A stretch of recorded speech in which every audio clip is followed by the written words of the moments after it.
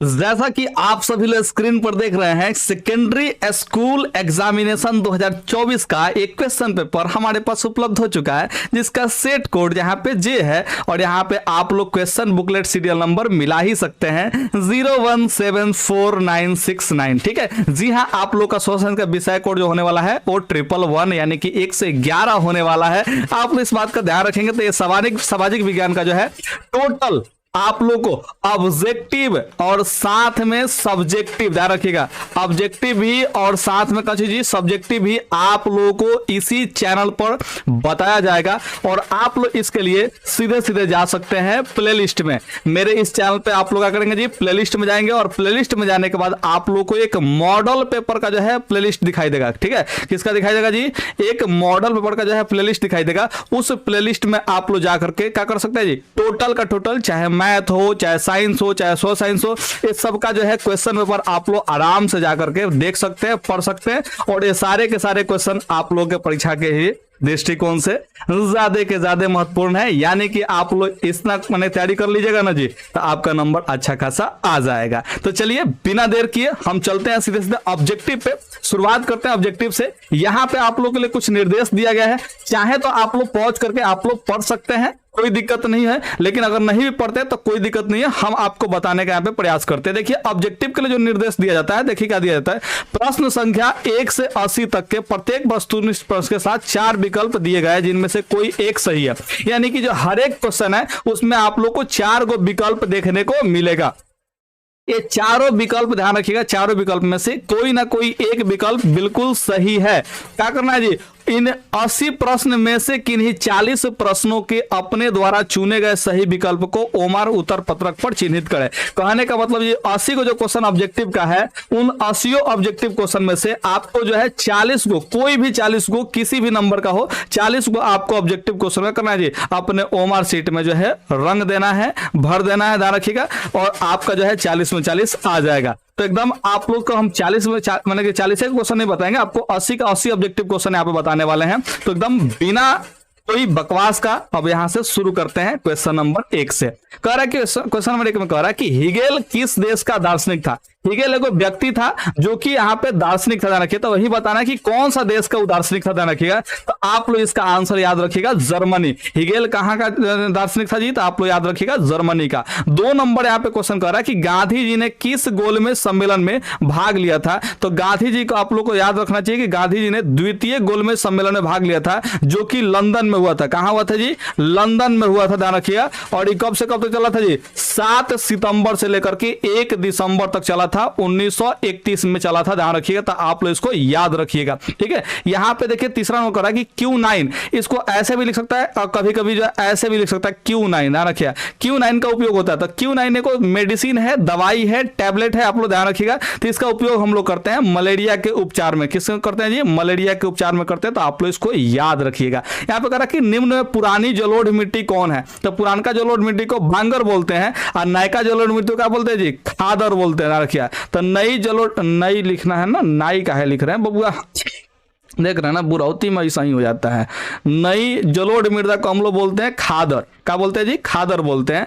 और पुरानी जलोढ़ मृदा को क्या बोलते हैं हम लोग जी, भांगर बोलते हैं। तो आप लोग यहाँ पे ऑप्शन जो है बी टिक आउट कीजिएगा, क्योंकि पुरानी जलोढ़ मृदा के माने चाहे मिट्टी के बारे में यहाँ पे पूछा हुआ है, ठीक है। दोनों का इंग्लिश सॉइल होता है, रखिए। तो मृदा कहें चाहे मिट्टी कहें, बात का बने के बाद का पतंगर नहीं, बात एक ही होगा, ठीक है। यहाँ पे देखिए 5 नंबर क्वेश्चन, नवीनगर तापीय विद्युत संयंत्र कहाँ स्थित है। तो नवीनगर जो तापीय विद्युत संयंत्र है, ध्यान रखिएगा, वो औरंगाबाद में है, ध्यान रखिएगा। कहाँ पे जी, औरंगाबाद में है। और इससे लगभग 1980 मेगावाट, ध्यान रखिएगा, 1980 मेगावाट जो है बिजली का उत्पादन होता है। आप लोग इसको याद रखिएगा, बहुत ही जबरदस्त क्वेश्चन है और परीक्षा में पूछने योग्य क्वेश्चन है। देखिए 6ठा नंबर क्वेश्चन, यहाँ पे डॉक्टर राजेंद्र प्रसाद का जन्म स्थान कहाँ है। तो बाबू आप लोग को पता नहीं चाहिए कि डॉक्टर राजेंद्र प्रसाद जो है हमारे ही जिला से थे, यानी कि सिवान जिला से थे। कहां से थे जी, सिवान जिला से। एक सिवान जिला में जो है जीरादेई जगह है, ध्यान रखिएगा। सिवान जिला में एक जीरादेई माने की जगह है, ध्यान रखिएगा, जीरादेई, ठीक है। यही स्थान पे जो है डॉक्टर राजेंद्र प्रसाद का जन्म हुआ था। और सिवान जिला जो है हम ही लोग के बिहार राज्य में पड़ता है, ध्यान रखिए। तो बिहार राज्य से वो बिलोंग करते हैं और इनका जो जन्म हुआ था वो हुआ था 3 दिसंबर को 1884 में इनका जन्म हुआ था। तो आप लोग इनको याद रख सकते हैं, बड़े ही प्यारे से और देश के लिए काफी कुछ कर गए, माने कि कर जाने वाले व्यक्तियों में से एक व्यक्ति हैं, ठीक है। ध्यान रखिए। यहाँ पे देखिए 7 नंबर, भारत में पहला देसी जूट मिल किस शहर में स्थापित हुआ? तो भारत में जो पहला देसी जो जूट मिल है, ध्यान रखिएगा, वो जो है कौन सा शहर में स्थापित होता है जी? तो ये याद रखिएगा कोलकाता में स्थापित हुआ था। और कोलकाता में भी कहां पे? तो ध्यान रखिएगा रिसरा में स्थापित हुआ था। कहां पे जी? रिसरा में स्थापित हुआ था। तो आप लोग ध्यान रखिएगा 7 नंबर का ऑप्शन जो है ए बिल्कुल सही आंसर है। तो चलिए अब चलते हैं सीधे सीधे 8 नंबर क्वेश्चन पे। लेकिन इससे पहले एक बात बताएं, ये 7 क्वेश्चन आप लोगों को समझ में आया कि नहीं आया? तो आप लोग कहेंगे जी सर बिल्कुल आया है, मजा भी आया है। तो अगर मजा आ गया ना तो देखिए नीचे एक लाइक का बटन दिया है, दबा दीजिए। और कुछ कमेंट में पूछना चाहते हैं ना तो पूछिए ना, बड़ी मजा आता है। हम आपका कमेंट जो है पढ़ते हैं ना तो बड़ा अच्छा लगता है, ठीक है। तो आप लोग पूछा करें हमसे, कोई हमको आपत्ति नहीं होता है आप लोगों से, लेकिन कमेंट करने में आप ही लोग लजा जाते हैं, शर्मा जाते हैं। तो लजाने शर्माने की जरूरत नहीं है, ध्यान रखिए।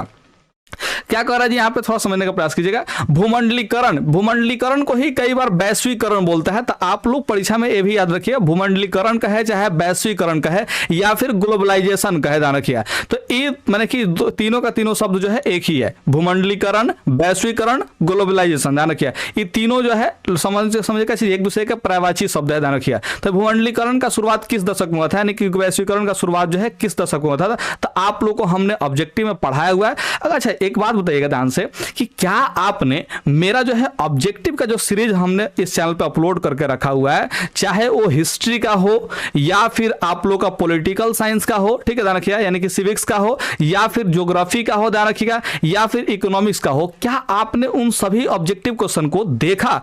तो आप लोग कहेंगे जी सर बिल्कुल नहीं देखा है हमने। तो जाइए ना यार देख लीजिएगा थोड़ा सा।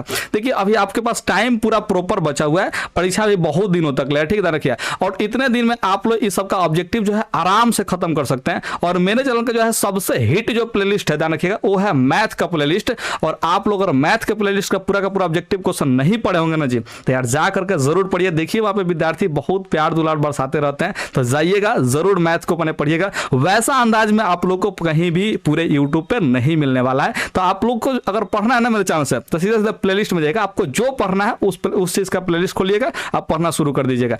आंख बंद करके मेरे पे विश्वास करके पढ़िए, कोई आपको तकलीफ नहीं होगी परीक्षा में, इतना ध्यान रखिएगा, ठीक है। तो यहाँ पे चलिए समझ लेते हैं भूमंडलीकरण का शुरुआत कौन सा दशक में हुआ था जी? 1990 के दशक में हुआ था, ठीक है, ध्यान रखिएगा। और हम लोग के भारत में भी ध्यान रखिएगा, हम लोग के भारत में 1991 में ध्यान रखिएगा नई आर्थिक नीति आई थी, ध्यान रखिएगा, जिसमें जो है यहाँ पे 3 बात को बनने की चर्चा किया था। LPG का चर्चा किया गया, ध्यान रखिएगा। एल का मतलब होता है लिबरलाइजेशन, जिसको हम लोग उदारीकरण बोलते हैं।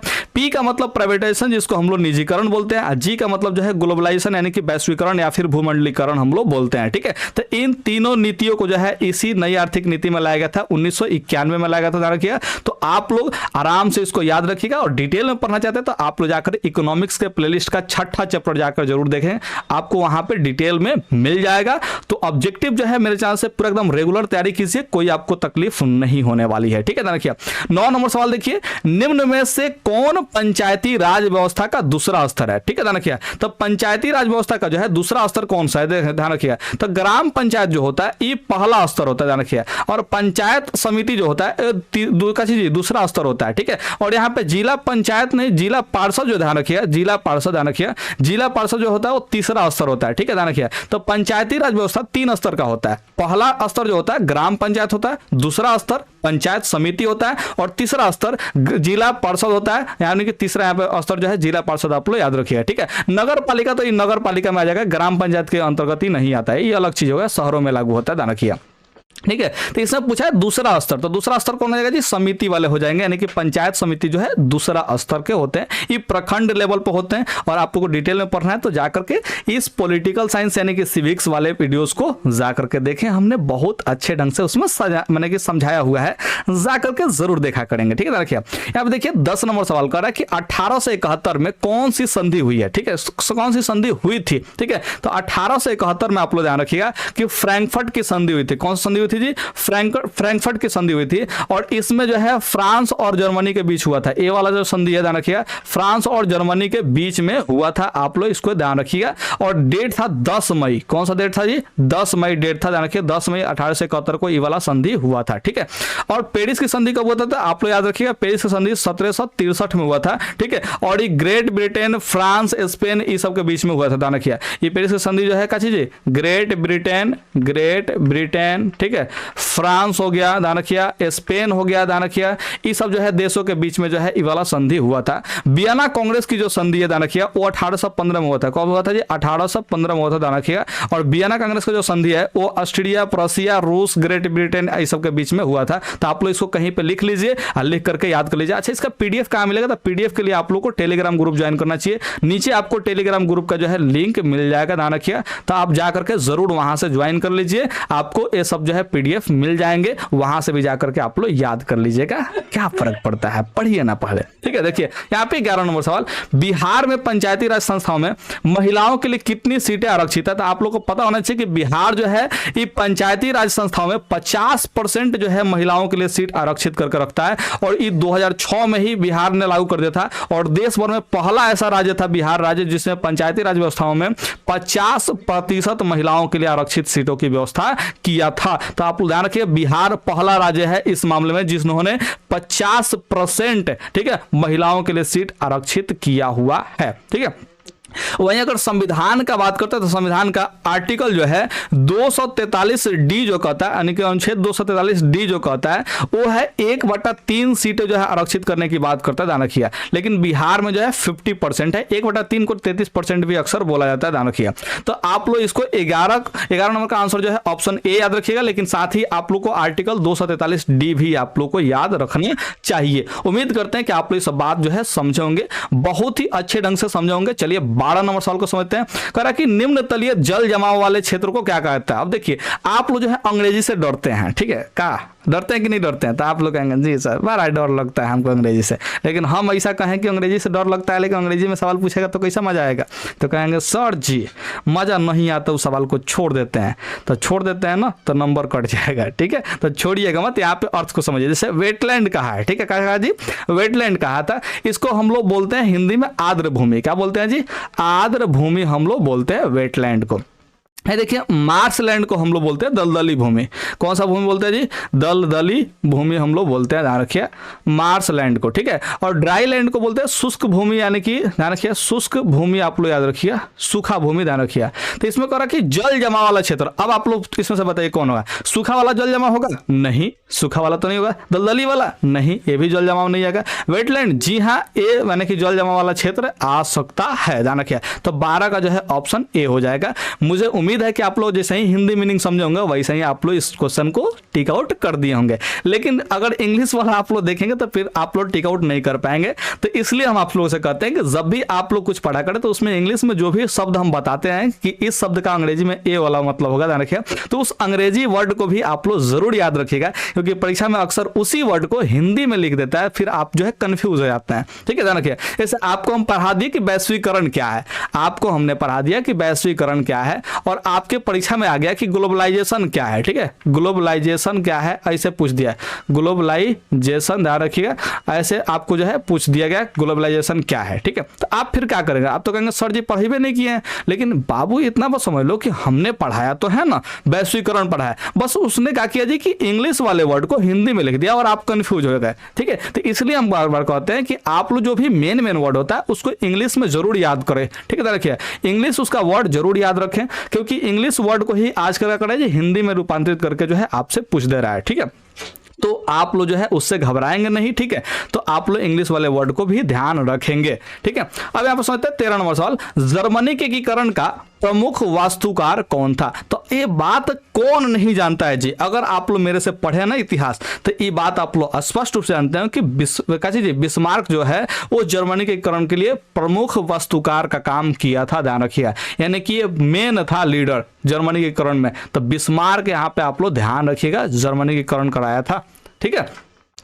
अब यहाँ पे देखिए क्या चीज, तूतीकोरिन, कौन सी है जी? तूतीकोरिन पतन किस राज्य में स्थित है? तो तूतीकोरी जो पतन है, ध्यान रखिएगा, वो कौन सा राज्य में स्थित है जी? तो आप लोग याद रखिएगा ये तमिलनाडु में है। कौन सा राज्य में जी? तमिलनाडु में। तमिलनाडु में अन्य भी पतन है, पतन यानी कि पोर्ट है, ध्यान रखिएगा, जो बंदरगाह टाइप का होता है ना जी, बंदरगाह टाइप का बंदरगाह है, समझ लीजिए, ध्यान रखिएगा। तो तमिलनाडु में जो है ऐसा बहुत सारा है, ठीक है। अच्छा, गुजरात का जो है फेमस जो पतन है, ध्यान रखिएगा, वो फेमस पतन कौन है जी? कांडला पोर्ट है। कौन है जी? कांडला पोर्ट। तो आप लोग इसको भी याद रखिएगा, कांडला पोर्ट को। वैसे ही गोवा में भी एक फेमस है, ध्यान रखिएगा, मोरमुगांव पोर्ट है। मोरमुगांव, कौन सा जी? मोरमुगांव पोर्ट है, ध्यान रखिएगा, मोरमुगांव पोर्ट, ठीक है, ध्यान रखिएगा। और तमिलनाडु में तूतीकोरिन जो है ये प्रसिद्ध है, ध्यान रखिएगा। और कर्नाटक में जो है कौन सा पोर्ट है जी? तो न्यू मैंगलोर पोर्ट है। कर्नाटक में कौन है जी? न्यू मैंगलोर, मैंगलोर ऐसे करके है पोर्ट, ठीक है, ध्यान रखिए। तो आप लोग इनको भी याद रखिए। गुजरात का फेमस पोर्ट कौन है, गोवा का फेमस पोर्ट कौन है, और कर्नाटक का जो है फेमस पोर्ट कौन है, ये भी आप लोग को याद रखना चाहिए। और तूतीकोरिन तो आप लोग को पता ही है। तो नीचे थोड़ा सा कमेंट करके बताइए कि तमिलनाडु में और कौन कौन से माने कि पतन है यानी कि पोर्ट है, थोड़ा सा बताइए नीचे कमेंट करके। हम भी तो जाने कि आप लोग याद रखे हैं कि नहीं रखे हैं। ये ज्योग्राफी का सवाल है, ध्यान रखिएगा। 15 साल देख लीजिए। स्वर्णिम चतुर्भुज योजना महामार्ग इनमें किस शहर को नहीं जोड़ती है? तो देखिए, स्वर्णिम चतुर्भुज जो है हमारे देश के 4 महानगरों को जोड़ती है। कौन कौन महानगर को जोड़ती है जी? तो एक जो है दिल्ली, ध्यान रखिए, कौन सा जी? दिल्ली। दिल्ली के बाद जो है कोलकाता को जोड़ती है। किसको जोड़ती है जी? कोलकाता को यहाँ पे जोड़ती है। कोलकाता के बाद जो है यहाँ से चेन्नई को जोड़ती है। किसको जोड़ती है जी? चेन्नई को जोड़ती है। और चेन्नई के बाद जो है यहाँ पे ध्यान रखिए मुंबई को जोड़ती है। किसको जोड़ती है जी? मुंबई। कैसे लिखेंगे जी? ऐसे लिखेंगे, ध्यान रखिए, मुंबई, ठीक है, ध्यान रखिए। तो ये देखिए, दिल्ली से कोलकाता को जोड़ेगी, कोलकाता से किसको जोड़ेगी जी? चेन्नई को जोड़ेगी, और चेन्नई से जो है मुंबई को जोड़ती है, और मुंबई से फिर क्या चीज? दिल्ली को जोड़ती है, ध्यान रखिए। इस तरह से चतुर्भुज का जो है ना कि रचना बनता है, ध्यान रखिए। तो इसी को हम लोग बोलते हैं स्वर्णिम चतुर्भुज, ध्यान रखिए। तो इस स्वर्णिम चतुर्भुज में कौन कौन सा माने कि महानगर जुड़ रहा है जी? तो दिल्ली तो जुड़ रहा है, लेकिन पूछा है कौन नहीं जोड़ता, ध्यान रखिए। तो इसको मैंने बताना है, ठीक है। यहाँ पे देखिए कोलकाता, तो कोलकाता इसमें जो है जुड़ रहा है, ध्यान रखिए। तो कोलकाता को भी हम लोग टिक आउट नहीं करेंगे। चेन्नई, जी हाँ, ये भी जुड़ रहा है, तो इसको भी हम लोग टिक आउट नहीं करेंगे। देखिए, मुंबई जुड़ता है, लेकिन मुंबई के बदले यहाँ पे गुवाहाटी दिया था, यानी कि ए वाला जो है इसमें नहीं जुड़ता है। तो ऑप्शन हम लोग बी टिक आउट कर देंगे, ठीक है। अच्छा, एक और इसमें का फैक्ट याद रखिएगा, जो स्वर्णिम चतुर्भुज है, ध्यान रखिएगा, जो स्वर्णिम चतुर्भुज है, ठीक है, उसका कुल लंबाई जो है, ध्यान रखिएगा, वो है 5846 किलोमीटर जो है इस पथ का जो है टोटल लंबाई है। यानी कि चारों जो पथ है ना, देखिएगा, ये चारों पथ का जो है टोटल लंबाई कितना है जी? 5846 है, ठीक है। अच्छा, इस जो है पथ में देखिए चारों को सड़क मत गिनिएगा, इसमें बहुत सारा जो है सड़क मिला करके जो है 4 को बना है, ठीक है। तो आप लोग थोड़ा सा क्या करेंगे जी? देखिए, जब स्वर्णिम चतुर्भुज हमको माने कि हमारे सब्जेक्ट में पढ़िएगा ना जी, तो वहाँ पे सारे जो है जितने भी पथ इसमें जो है जुड़ते हैं, वो सभी पथों के बारे में हम आप लोग को जरूर बताएंगे मैप के सहारे, ठीक है, ध्यान रखिए। तो फिलहाल तो इस चैनल पर यही वाला इंपॉर्टेंट पढ़िए, क्योंकि अब तो आप लोग के पास टाइम उतना बचता नहीं है। तो बस इंपॉर्टेंट पढ़िए, जो परीक्षा में आप लोग के पूछा जाएगा, बस वहीं पढ़ लीजिए, ठीक है। 16 नंबर देखिए, गांधी जी ने भारत में सत्याग्रह का पहला प्रयोग कहाँ किया था? तो गांधी जी ने सत्याग्रह का जो पहला प्रयोग किया था वो है चंपारण में किए थे, ध्यान रखिए। और 1917 में ये वाला जो है पहला सत्याग्रह हुआ था, ध्यान रखिए, ये गांधी जी किए थे, ध्यान रखिएगा। अच्छा, खेरा में ध्यान रखिए, खेरा में ये 1918 में हुआ था। खेरा में कहा जी? 1918 में सत्याग्रह हुआ था, ध्यान रखिएगा। इसके अलावा ध्यान रखिएगा, अहमदाबाद में ध्यान रखिएगा, अहमदाबाद में मिल हड़ताल हुआ था। क्या होता जी? मिल हड़ताल हुआ था, ध्यान रखिए। तो ये जो है आप लोग इसको बात को ध्यान रखिएगा, अहमदाबाद में जो है मिल हड़ताल हुआ था। खेरा में जो है, खेरा जो आंदोलन हुआ था कब हुआ था जी? 1918 में हुआ था। और गांधी जी ने भारत को जो है सत्याग्रह का जो पहला प्रयोग किया था, ध्यान रखिएगा, वो है चंपारण में किए थे। चंपारण कहाँ पे जी? तो बिहार राज्य में ही है, ध्यान रखिए। चंपारण कहाँ पे है? बिहार राज्य में ही है, ध्यान रखिए। तो यहाँ से 1917 में जो है ये माने कि अथी हुआ था, सत्याग्रह का जो है पहला प्रयोग हुआ था। और इस टॉपिक से संबंधित जो है सवाल मैंने परीक्षा में देखने को हमेशा मिलता है, ध्यान रखिएगा। यहाँ पे 17 नंबर सवाल देख लेते हैं। अखिल भारतीय किसान सभा का गठन कहां और कब हुआ था? ठीक है, ध्यान रखिए। तो अखिल भारतीय किसान सभा का जो गठन है ना जी, वो लखनऊ में 1936 में हुआ था। कहां हुआ था जी? लखनऊ में 1936 में हुआ था, ध्यान रखिए। और इसमें जो मेन एक मैंने भूमिका निभाने वाले जो व्यक्ति थे उनका नाम है सहजानंद सरस्वती। कौन है जी? सहजानंद सरस्वती, ठीक है, सहजानंद सरस्वती, ऐसे ध्यान रखिएगा। ठीक है, ये मेन लीड में थे, ध्यान रखिए। अखिल भारतीय किसान सभा का जो गठन हुआ था उसमें मेन लीड कौन थे, कौन किए थे जी, सहजानंद सरस्वती किए थे, जो कि लखनऊ 1936 में जगह ये वाला जो है सभा का गठन हुआ था। ठीक है, अब यहाँ पे चलते हैं हम लोग सीधे सीधे 18 नंबर सवाल पे। और 18 नंबर सवाल देखिए क्या है, बहुत ही खतरनाक सवाल है, जो कि आप लोग भी हो सकता है कि बहुत लोग इसमें से नया सवाल सुन रहे होंगे। ठीक है, कह रहा है कि निम्नलिखित में किसने पटना का नाम अजीमाबाद किया था। ठीक है, यानी कि पटना का जो है नाम बदल दिया था और अजीमाबाद कर दिया था। इसमें से कौन सा शासक था, ध्यान रखिए, जिन्होंने पटना का नाम ही बदल दिया था। जैसे आप लोग पटना का पुराना नाम जानते होंगे पाटलिपुत्र, लेकिन पाटलिपुत्र से मैंने कि पाटलिपुत्र तो है ही, ध्यान रखिएगा, लेकिन इसके अलावा एक और नाम जो है रखा गया था अजीमाबाद। क्या नाम रखा गया था जी, अजीमाबाद। ये कौन रखा था, तो आप लोग याद रखिएगा औरंगजेब ने रखा था। कौन रखा था जी, औरंगजेब ने रखा था। और ये औरंगजेब ने जो है 1704 ईस्वी में रखा था। कब रखा था जी, 1704 ईस्वी में। क्यों रखा था, क्योंकि इसका एक पोता था। कौन था जी, पोता मोहम्मद अजीम था। कहा था जी, मोहम्मद अजीम जो है, ध्यान रखिए, ये जो है मैंने कि इसका पोता था, ध्यान रखिए। तो इसी के जो है मैंने कहा जी यही रिक्वेस्ट किया था कि आप जो है कीजिए, मैंने कि पटना का नाम जो है बदल के अजीमाबाद रख दीजिए। तो औरंगजेब ने क्या किया था, उसका नाम बदल कर अजीमाबाद रख दिया था, जो कि मोहम्मद अजीम जो है पोता था, यही मैंने रखवाया था, समझ के चलिए। ठीक है, ध्यान रखिए। तो आपका 18 का जो है ऑप्शन ए रखिएगा, क्योंकि औरंगजेब ने ही चेंज किया था 1704 ईस्वी में। ठीक है, 19वां सवाल देख लेते हैं। नरोत्तम सिहानुक कहाँ के शासक थे, तो इस सभी लोग जानते होंगे कंबोडिया के शासक थे। जो लोग इतिहास पढ़े होंगे बढ़िया से, उन लोग को पता होगा कंबोडिया के शासक थे। कौन जी, नरोत्तम सिहानुक। ठीक है, ध्यान रखिए। तो कंबोडिया आप लोग को पता, बियास कर रहे हैं, वियतनाम, लाओस और कंबोडिया, ये तीन को जो है हिंद चीन देश का निर्माण करते, ध्यान रखिए। और इन्हीं तीनों में से एक कंबोडिया बहुत इंपॉर्टेंट जगह है, ध्यान रखिए, जहां पे नरोत्तम सिहानुक उस समय शासक थे। ठीक है, अब यहाँ पे सकते हैं 20 नंबर सवाल, कह रहा है कि भारत में न्यूनतम मजदूर कानून किस वर्ष पारित हुआ था। तो भारत में जो है न्यूनतम मजदूर जो कानून है, ध्यान रखिए, न्यूनतम मजदूर कानून वो है 1948 ईस्वी में जो है पारित हुआ था, ध्यान रखिए। तो ये 1948 ईस्वी में आप लोग याद रखिएगा, न्यूनतम मजदूर कानून जो है पारित उस समय हुआ था।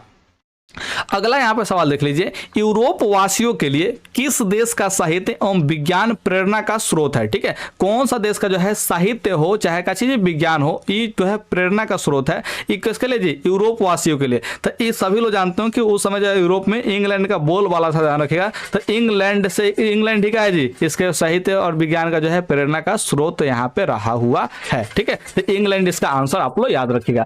अच्छा, 22वां सवाल देख लीजिए, राष्ट्रवाद की अवधारणा का जन्म किस घटना से मनाता है। तो राष्ट्रवाद का जो अवधारणा है ना, यानी कि देश के प्रति लगाव, यानी कुछ भी कर गुजरने का जो है लगाव, ध्यान रखिएगा, राष्ट्र के प्रति, ये अवधारणा का जो है जन्म कौन से घटना से माना जाता है जी। तो आप लोग ध्यान रखिएगा, पुनर्जागरण से माना जाता है। किससे माना जाता है जी, पुनर्जागरण से माना जाता है। तो आप लोग इसको याद रखिएगा।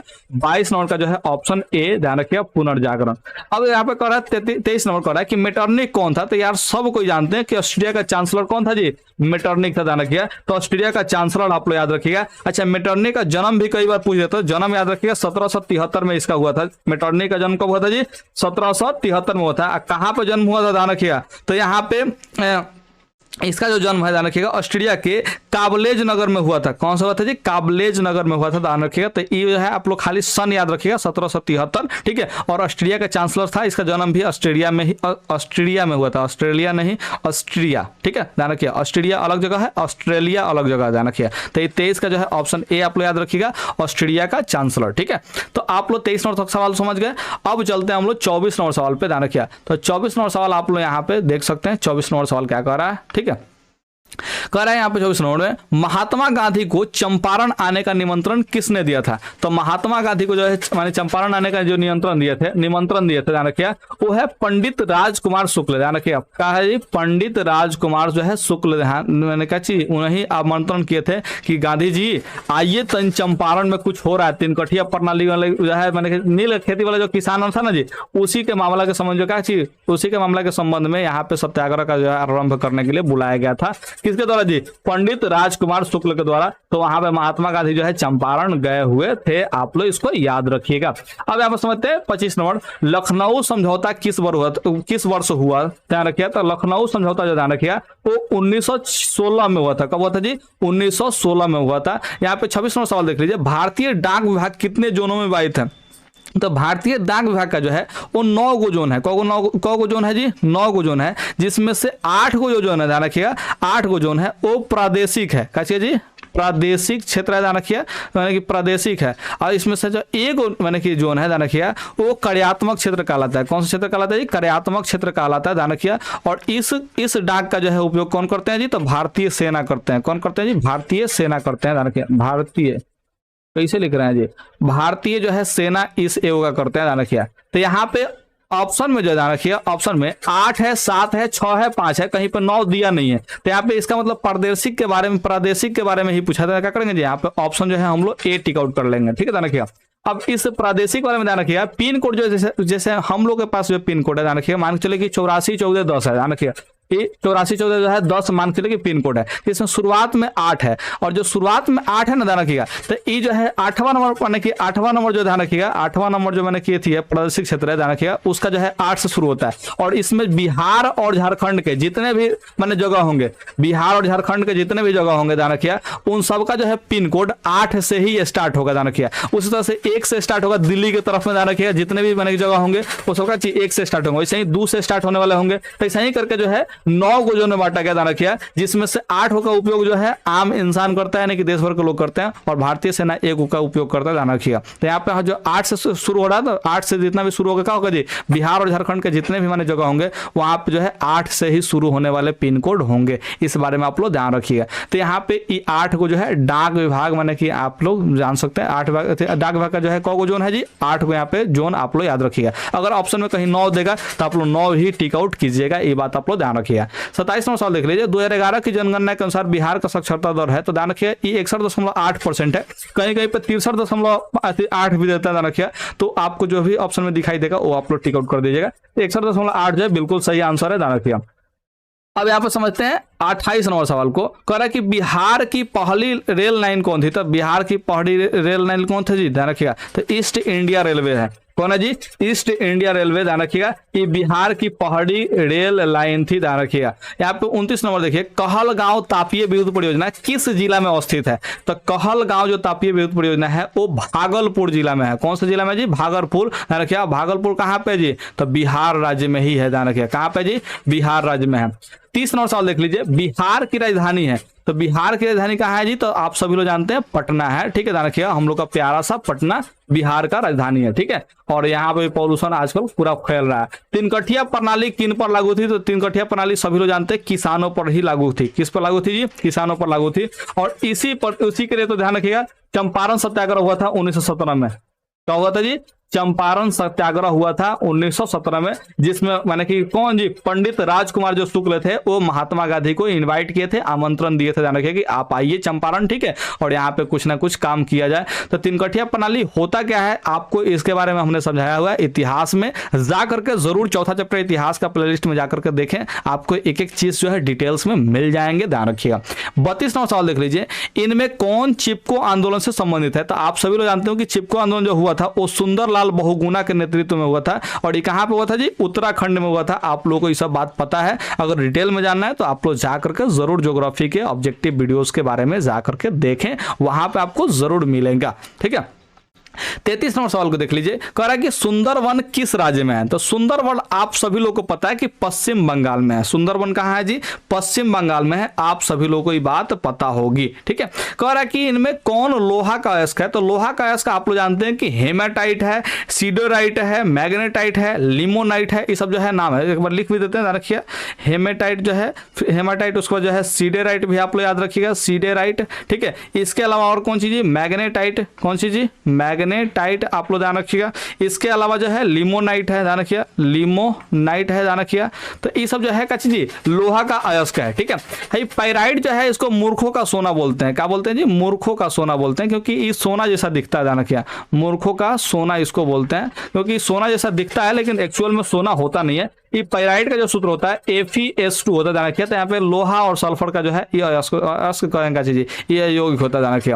बॉक्साइट जो है आप सभी लोगों को पता हो कि एल्युमिनियम का जो है ये अयस्क है बॉक्साइट, ठीक है। और लिग्नाइट जो है कोयला का एक प्रकार है, ठीक है। और देखिए अगला क्वेश्चन जो है दिया गया है, सबसे घटिया कोयला कौन है? तो सबसे घटिया कोयला कौन है जी? पीट है, ठीक है। और इससे ऊपर कौन आता है? लिग्नाइट आता है। इससे ऊपर जो बिटुमिनस आता है। सबसे बढ़िया जो कोयला है वो एंथ्रासाइट आता है। आप सभी लोग को ये बात पता होगा, ठीक है। तो आप लोग जो है ऑप्शन डी याद रखिएगा, ये बिल्कुल सही आंसर है। आप लोग को ये बात पता होना चाहिए। तो सबसे घटिया कोयला कौन है जी? पीट है। और सबसे बढ़िया कोयला तो ये एंथ्रासाइट है, यानी कि सबसे झक्कास वाला कैटेगरी का कोयला जो है वो एंथ्रासाइट है। आप लोग याद रखिएगा, ठीक है। और यहाँ पे लोहा का कौन है जी? हेमेटाइट है। और बाकी भी आप लोग को जो बताया वो भी आप लोग याद रखिएगा। पाइराइट के बारे में भी बताइएगा, याद रखिएगा, ध्यान रखिएगा। अच्छा, पाइराइट का जो है एक और नाम भी लोग देते हैं, ध्यान रखिएगा, वो है मार्कछिक। का नाम देते हैं जी? मार्कछिक नाम देते हैं। तो ये भी आप लोग नाम याद रखिएगा। पाइराइट की जगह पे कहीं कहीं मार्कछिक भी लिख देता है। तो ये लेकिन उतना प्रसिद्ध नाम ना है। प्रसिद्ध नाम जो है कौन सा जी? पाइराइट ही है। तो आप लोग पाइराइट याद रख सकते हैं, ठीक है।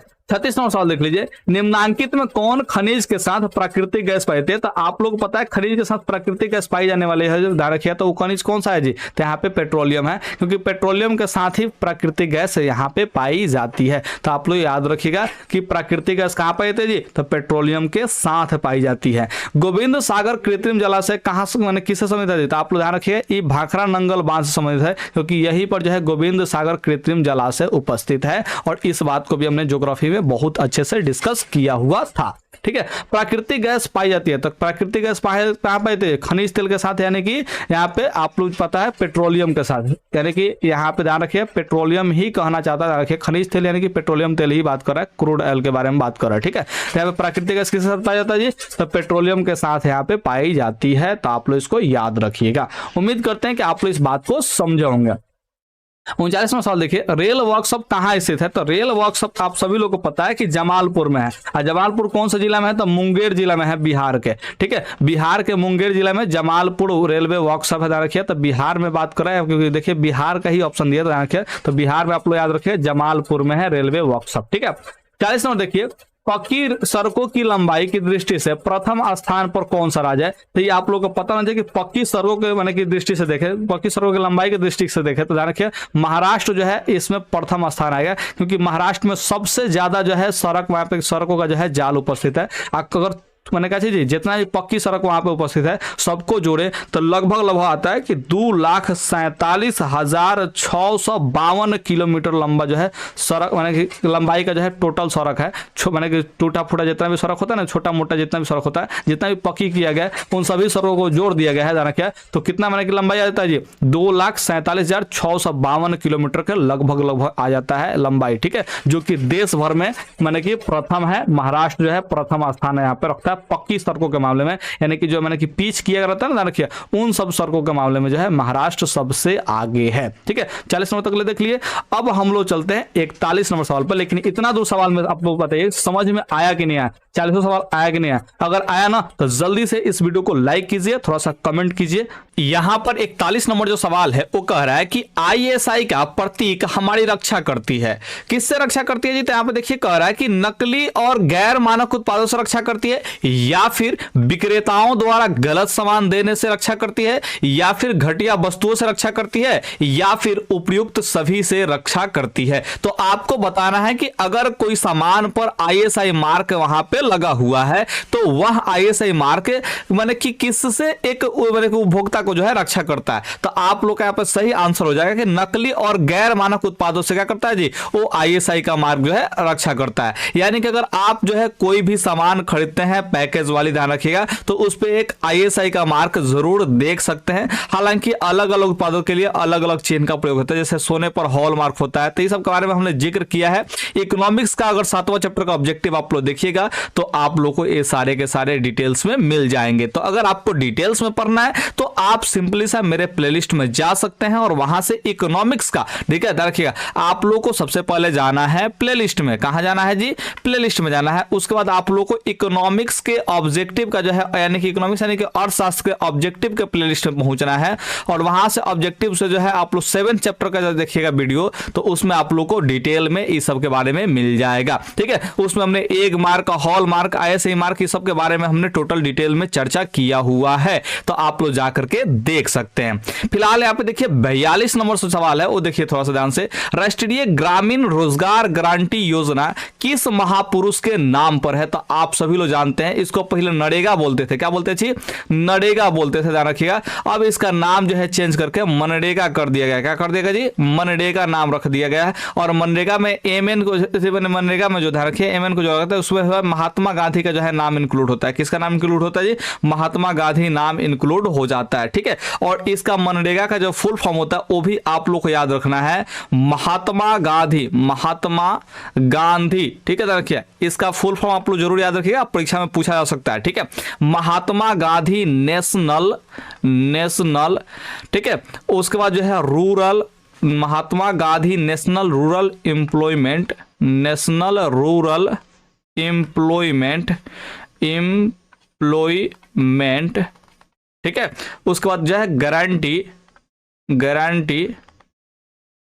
एक्ट है। ठीक है, ध्यान रखिए। तो ये जो है मनरेगा का फुल फॉर्म है। अगर केवल नरेगा का पूछेगा तो उसमें महात्मा गांधी उसमें से हटा दीजिएगा, तो काची का बन जाएगा जी? नरेगा का जो है फुल फॉर्म बन जाएगा नेशनल रूरल एम्प्लॉयमेंट। ठीक है, ध्यान रखिए, एम्प्लॉयमेंट गारंटी एक्ट, ध्यान रखिए, ये नरेगा का हो गया। अगर वही महात्मा गांधी अगर शब्द लगा दीजिएगा तो हो जाएगा मनरेगा। ठीक है, तो नरेगा कहिए या फिर मनरेगा कहिए, बात फिलहाल में दोनों का दोनों जो है सेम ही है। ठीक है, तो यहाँ पे राष्ट्रीय ग्रामीण रोजगार गारंटी योजना जो है 21 महापुरुष के नाम पर है, तो आप लोग ध्यान रखिएगा महात्मा गांधी के नाम पर है। ठीक है, और इनके नाम को जब मिला देते हैं तो इनको बोला जाता है मनरेगा। क्या बोला जाता है जी? मनरेगा बोला जाता है। आप लोग इसे ध्यान रखिएगा।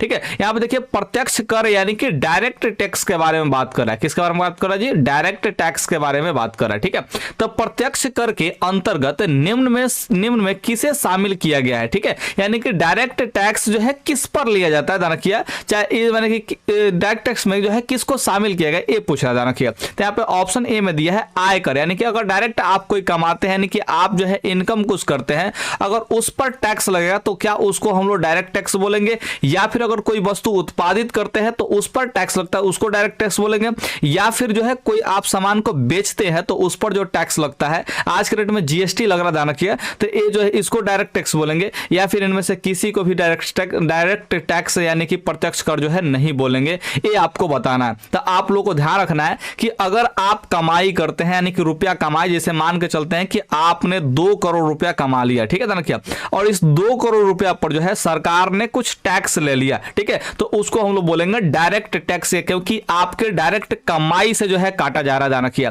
तो एक कमाई पर जब टैक्स लगा यानी कि आपके इनकम पर जब डायरेक्ट जब आपकी इनकम पर टैक्स लगेगा तो उसको हम लोग बोलेंगे डायरेक्ट टैक्स के रूप में उसको कंसीडर करते हैं, ध्यान रखिएगा। तो यानी कि प्रत्यक्ष कर के अंतर्गत किसको शामिल किया जाएगा जी? तो आय कर को शामिल किया गया है, यानी कि आपके आय पर जो कर लगता है, ठीक है, ध्यान रखिए, उसको आय कर बोलते हैं, इनकम टैक्स बोलते हैं, ध्यान रखिए, और वही डायरेक्ट टैक्स है। क्या चाहिए जी? डायरेक्ट टैक्स है। आप लोग इसको ध्यान रखिएगा। कह रहा है कि निम्न में कौन प्राथमिक क्षेत्र है? यार इसको बच्चा जानता है कि आखिर प्राथमिक क्षेत्र किसको कहा जाता है।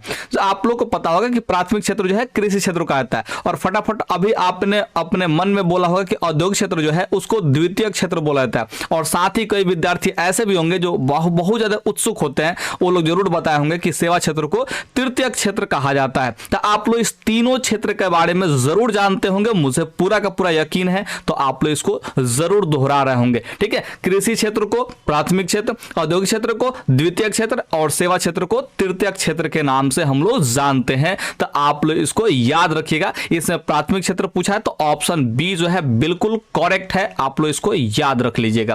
कह रहा है 45 नंबर, कृषि सुखाड़ होता है जल के अभाव में, या फिर मिट्टी के नमी के अभाव में, या फिर मिट्टी के अवक्षय के अभाव में, अवक्षय के कारण, या फिर मिट्टी की लवणता के कारण। तो आपको यहां जानकारी होनी चाहिए कि मिट्टी में जब नमी नहीं रहेगा, मिट्टी में जब जो है माने कि पानी की मात्रा से जैसे खत्म हो जाएगी, ठीक है, या फिर समझिए कि थोड़ा सा उसमें नमी है ही नहीं, ठीक है, तो उसको हम लोग बोलेंगे सुखाड़। क्या बोलेंगे जी? सुखाड़। तो यही कृषि सुखाड़ का मतलब जो है यहाँ पे होता है मिट्टी में नमी का अभाव, ठीक है, यानी कि थोड़ा सा भी उसमें पानी का एक एक कतरा तक नहीं उपस्थित है, ध्यान रखिए, तो उसी को हम लोग बोलेंगे कृषि सुखाड़ बोलेंगे। तो ऑप्शन जो है बी बिल्कुल करेक्ट आंसर जो है यहाँ पे हो जाएगा।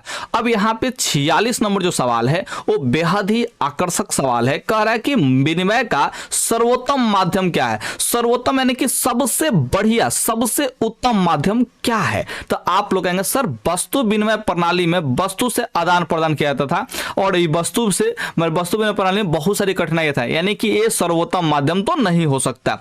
चेक जो है ये विधिग्राह्य नहीं होता है, इसलिए इसको कोई यानी कि लेने से इनकार भी कर सकता है। जिसको मर्जी होगी वो ले सकता है, अगर मर्जी नहीं होगी तो चेक जो है नहीं भी ले सकता है, नहीं एक्सेप्ट कर सकता है, और इसके लिए कोई आप जो है केस वगैरह नहीं कर सकते हैं, ध्यान रखिए। तो यानी कि चेक जो है विधिग्राह्य नहीं होने की वजह से इसको भी सर्वोत्तम माध्यम के रूप में नहीं देखेंगे या फिर नहीं रखेंगे, ठीक है। वहीं आप पे हुंडी की बात करते हैं, ये भी जो है विनिमय का सबसे अच्छा माध्यम जो है नहीं है, ध्यान रखिए। लेकिन वही बात करते हैं मुद्रा का, तो मुद्रा जो है विधिग्राह्य होता है, लीगल टेंडर होता है, ध्यान रखिए। इसी की वजह से इस मुद्रा को ध्यान रखिएगा ये सर्वोत्तम माध्यम मानता है, यानी कि विनिमय का जो है सर्वोत्तम माध्यम है, क्योंकि इस मुद्रा को यानी ध्यान रखिएगा उस देश के हर एक नागरिक एक्सेप्ट करता है, ध्यान रखिएगा हर एक नागरिक मुद्रा को एक्सेप्ट करता है। जैसे भारत का जो है मुद्रा है रुपया, ठीक है, और रुपया जो है ध्यान रखिएगा हर एक व्यक्ति एक्सेप्ट करेगा। अगर सामान बेचना हो या फिर खरीदना हो मुद्रा को एक्सेप्ट करना पड़ेगा, ठीक है, क्योंकि ये लीगल टेंडर है, विधिग्राह्य है,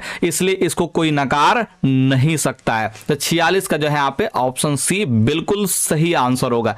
अब यहाँ पे 47 नंबर सवाल को देख लेते हैं। कह रहा है कि मुद्रा का कार्य है, तो आप लोग ऐसे भी मैंने कहा चीज किताब में एक कविता टाइप का पढ़े होंगे, मुद्रा के 4 कार्य महान, ठीक है, उसमें से 3 काम यहीं पे दे दिया। देखिए मूल्य का मापन, यानी कि मुद्रा जो है किसी वस्तु के मूल्य को मापने का काम करता है। अंदाजा आप जैसे मान चले कि आप जो है बैग खरीदने के लिए आ रहे हैं और दुकानदार ने उस बैग का दाम बताया 899 रुपया, तो आप तुरंत आंकने का प्रयास करते हैं कि क्या यह बैग जो है 899 रुपया का है या नहीं है। तो ये मूल्य को मापने का काम करता है कौन? मुद्रा। मूल्य का संचय का भी काम करता है, विलंबित भुगतान यानी कि देर से भुगतान करने चाहे लेट से बने भुगतान करने का जो है यहाँ पे सुविधा प्रदान करता है, यानी कि ये सब मुद्रा के काम है। इसलिए ऑप्शन जो है डी को टिक आउट कीजिए, इनमें से सभी बिल्कुल सही आंसर है। 47 का यहाँ पे ऑप्शन डी बिल्कुल सही हो जाएगा। अब यहाँ पे चलते हैं सीधे से 48 नंबर क्वेश्चन में, और 48 नंबर क्वेश्चन जो है बेहद ही खूबसूरत क्वेश्चन है जिसको आप लोग को जरूर याद रखना चाहिए। क्या कह रहा है जी? देखिए पंचायती राज संस्थाओं को संवैधानिक दर्जा किस संविधान संशोधन से प्राप्त हुआ है? यानी कि पंचायती राज संस्थाओं यानी कि पंचायती राज व्यवस्था जो आया, ध्यान रखिएगा वो किस संविधान संशोधन के अंतर्गत जो है आया था? तो आप लोग ध्यान रखिएगा 73वां संविधान संशोधन 1992 के अंतर्गत जो है इसको लाया गया था, ध्यान रखिएगा। और ये भारतीय संविधान के 11वीं अनुसूची में इसको जोड़ा गया। कहां जोड़ा गया जी? 11वीं अनुसूची में। ध्यान रखिएगा, आप लोग को हम एक बार फिर से बताते हैं, वैसे पहले भी बता चुके हैं आप लोग को। अगर आप लोग मेरे पॉलिटिकल साइंस वाले जो है वीडियो का सीरीज देखे होंगे तो जरूर आपको पता होगा। नहीं देखे हैं तो आप लोग क्या कर रहे हैं, प्लेलिस्ट से जाइएगा और पढ़ने का प्रयास कीजिएगा। हमेशा हम आपको प्लेलिस्ट में जाने के लिए बोलते हैं। जिस भी टॉपिक को आपको पढ़ना होता है, जिस भी सब्जेक्ट को पढ़ना होता है, उस सब्जेक्ट का जो है आपका कीजिएगा प्लेलिस्ट खोलिए और उस चैप्टर को निकालिए, पढ़ना शुरू कर दीजिए, ठीक है। तो अगर आप लोग उस चैप्टर का जो है वीडियो जरूर देखे होंगे तो आप लोग को यहां बात पता होगा कि भारतीय संविधान में, ध्यान रखिए, भारतीय संविधान में जब शुरुआत में लिखा गया था, ध्यान रखिए, भारतीय संविधान को, तो उस समय कुल 1 से लेकर के 8 अनुसूचियां थी। कितनी अनुसूचियां थी जी? 1 से लेकर के 8 अनुसूचियां थी, ध्यान रखिए। कौन अनुसूची थी जी? 1 से लेकर के 8 गो अनुसूची थी, ठीक है। उसके बाद जो है प्रथम संशोधन के अंतर्गत जो है 9वीं अनुसूचित को जोड़ा गया, ध्यान रखिए, जिसमें भूमि सुधार अधिनियम को लाया गया था। किसको लाया गया था जी? भूमि सुधार अधिनियम को लाया गया था। ये प्रथम संविधान संशोधन था, ध्यान रखिए। प्रथम संविधान संशोधन था। उसके बाद जो है ध्यान रखिएगा 10वीं अनुसूची में दल बदल कानून को लाया गया था। ध्यान रखिएगा किसको लाया गया था जी? दल बदल कानून को लाया गया था। दल बदल कानून, जिसका जिक्र आप लोग सब्जेक्टिव क्वेश्चंस में जरूर करते हैं, मुझे पता है, ठीक है, और इसको हम भी पढ़ाए हैं। अगर नहीं आप लोग देखें तो सब्जेक्टिव वाले वीडियो में जा करके जरूर देख ले में, ठीक है। तो दल बदल कानून जो है 52वां संविधान संशोधन के अंतर्गत जो है इसको लाया गया था। कब लाया गया था जी? 52वां संविधान संशोधन के अंतर्गत आई जो है पहला संविधान संशोधन के अंतर्गत जो है इसको रखा गया था, ठीक है। उसके बाद जो है 11वीं अनुसूची में ध्यान रखिएगा 11वीं अनुसूची को जोड़ा गया था, जिसमें पंचायती राज व्यवस्था को लाया गया था। किसको लाया गया था जी? पंचायती राज व्यवस्था को लाया गया था, ध्यान रखिएगा। और ई है 73वां संशोधन, ध्यान रखिएगा। और ई कब हुआ था जी? 1992 में, जो कि अभी हमने आपको बताया। उसके बाद ध्यान रखिएगा 12वीं अनुसूची को भी जोड़ा गया, जिसमें नगर पंचायत को लाया गया था, ठीक है। नगर पालिका जिसको आप लोग बोलते हैं, नगर पालिका वाले व्यवस्था को लाया गया था। और ई था 74वां संविधान संशोधन, जो कि लाया तो गया था 1992 में, लेकिन लागू हुआ था 1993। ध्यान रखिए 1993 में इसको लागू किया गया था। ध्यान रखिए 1992 में लाया गया था, लेकिन 1993 में इसको लागू किया गया था। तब 12वीं जो अनुसूची है उसमें नगर पंचायत यानी कि नगर पालिका को रखा गया। ध्यान रखिए। लेकिन यहाँ पे सवाल में क्या पूछा है? पंचायती राज संस्थाओं को संवैधानिक दर्जा किस संविधान संशोधन से प्राप्त हुआ था? तो वो है 73वां संविधान संशोधन, जिसके अंतर्गत जो है 11वीं अनुसूची को जोड़ा गया था। तो आप लोग इन सभी चीजों को जरूर याद रखिएगा, कहीं पर लिख लीजिए, काफी इंपॉर्टेंट है, ठीक है। यहां पे देखिए 49 नंबर जो सवाल है वो क्या कह रहा है? भारत में वैश्वीकरण की प्रक्रिया कब शुरू हुई थी? कब शुरू हुई? तब आप सभी लोगों को पता है कि वैश्वीकरण यानी कि ग्लोबलाइजेशन यानी कि भूमंडलीकरण का जो है प्रक्रिया का शुरुआत जो हुआ था, ठीक है, वो कब हुआ था? तो आप सभी लोगों को पता है 1991 में। और इसी समय भारत में एलपीजी की नीति अपनाई गई थी, यानी कि लिबरलाइजेशन, प्राइवेटाइजेशन और ग्लोबलाइजेशन। लिबरलाइजेशन का मतलब होता है उदारीकरण, प्राइवेटाइजेशन का मतलब होता है निजीकरण, और ग्लोबलाइजेशन का मतलब होता है वैश्वीकरण। तो आप लोगों ने इसको याद जरूर रखा होगा अगर इकोनॉमिक्स वाले वीडियो का सीरीज देखे होंगे तो, ठीक है। चलिए आप लोग को यहाँ पे 50 नंबर क्वेश्चन को दिखा देते हैं। क्या कह रहा है 50 नंबर क्वेश्चन? कह रहा है भारत में राष्ट्रीय उपभोक्ता दिवस कब मनाया जाता है? तो आप सभी लोगों को पता होगा कि भारत में राष्ट्रीय उपभोक्ता दिवस, ठीक है, उपभोक्ता का परिभाषा हम कई बार बता चुके हैं, इसलिए अभी नहीं बताएंगे। आप लोग नीचे कमेंट करके बताइए कि उपभोक्ता किसको कहते हैं, ठीक है। और उनके लिए एक दिवस मनाया जाता है, वो कब मनाया जाता है? आप लोग याद रखिएगा 24 दिसंबर को जो है राष्ट्रीय उपभोक्ता दिवस को मनाया जाता है। ये बात आप लोग याद रखिएगा, एकदम ज़हन में रखिएगा, परीक्षा में पूछेगा। आप लोग ध्यान रखिएगा। 51 नंबर सवाल को देख लीजिए। 17वीं लोकसभा चुनाव किस वर्ष हुआ था? और 17वीं लोकसभा चुनाव के बारे में कौन नहीं जानता भाई? कौन नहीं जानता? ये 2019 में जो है आया, मैंने चुनाव हुआ था। 17वीं लोकसभा चुनाव कौन सा वर्ष में हुआ था जी? 2019 में चुनाव इसका मैंने कि हुआ था, जो कि अभी वर्तमान समय में जब जिस समय वीडियो शूट कर रहे हैं 2023 में हम वीडियो शूट कर रहे हैं, ध्यान रखिएगा।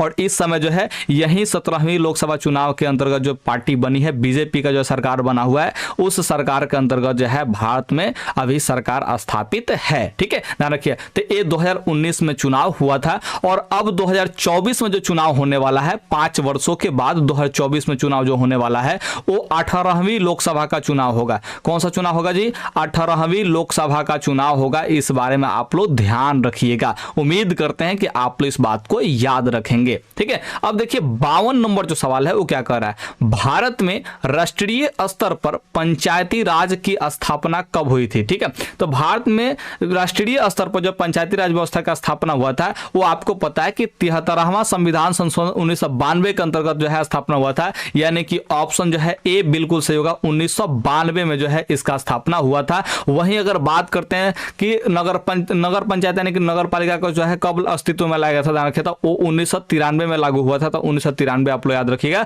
74वां संविधान संशोधन, तो ये बहुत इंपॉर्टेंट है, इससे सवाल पूछे जाते हैं, आपको याद रखना पड़ेगा। समझे कि नहीं समझे दया? ठीक है। अब देखिए यहाँ पे 53 नंबर जो सवाल है वो क्या कह रहा है? कह रहा है कि कौन सा कदम लोकतांत्रिक सुधार का सूचक है? ठीक है, इसमें से कौन सा जो कदम है वो लोकतांत्रिक सुधार का जो है सूचक है, ध्यान रखिए। तो वो है पंचायती राज व्यवस्था, जिसमें खाली पंचायती राज यहाँ पे लिखा हुआ है, ध्यान रखिए। तो ऑप्शन जो है डी बिल्कुल सही आंसर हो जाएगा।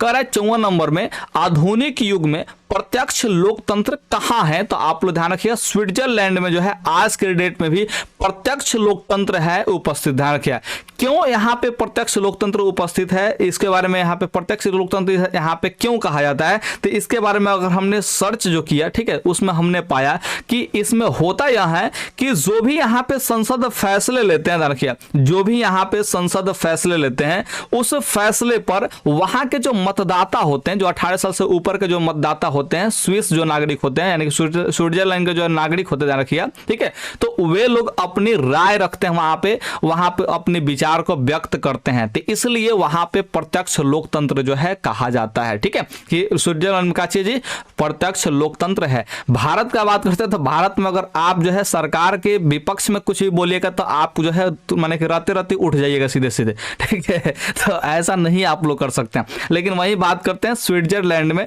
तो यहाँ पे जो है जितने भी वहां के मतदाता है वो अपने जो है राय को रखते हैं अगर संसद कुछ फैसला लेता है वहां के तो, ठीक है, तो इसलिए वहां पे प्रत्यक्ष लोकतंत्र उपस्थित है। भारत में प्रत्यक्ष लोकतंत्र उपस्थित नहीं है, इस बात को आप लोग भूल जाइएगा, ठीक है, और भारत में हमें नहीं लगता कि कभी प्रत्यक्ष लोकतंत्र आएगा भी, ठीक है, क्योंकि जो भी सरकार बनेगी वो चाहेगी कि उसका दबदबा कायम रहे, ठीक है, क्योंकि शुरू से ऐसा चलते आ रहा है। तो भारत में अब नया पे सुधार नहीं हो सकता। आप कुछ भी देखिए, कहने को मतलब है कि कहने का जो है, देखिए संविधान जो है आपको छूट तो दिया है कि आपको अभिव्यक्ति की आजादी है, आप जो है बोल भी सकते हैं, रखिए, और अपने विचार को भी रख सकते हैं, लेकिन जैसे ही रखिएगा तैसे ही जो आपके क्षेत्र का जो नेता होगा ना, ध्यान रखिएगा, आपको रहते रहते उठा लेगा, ठीक है, तो ऐसा आप लोग नहीं कर सकते हैं। देखिए 55 नंबर सवाल, वर्तमान में भारत में कितने केंद्र शासित प्रदेश है, ध्यान रखिए, तो आप लोग याद रखिएगा कि भारत में जो यूनियन टेरिटरी जो है, ध्यान रखिए, वो 8 गो उपस्थित है। कहोगा जी 8 गो उपस्थित है। ये 8 का नाम भी आप लोग याद रखिएगा,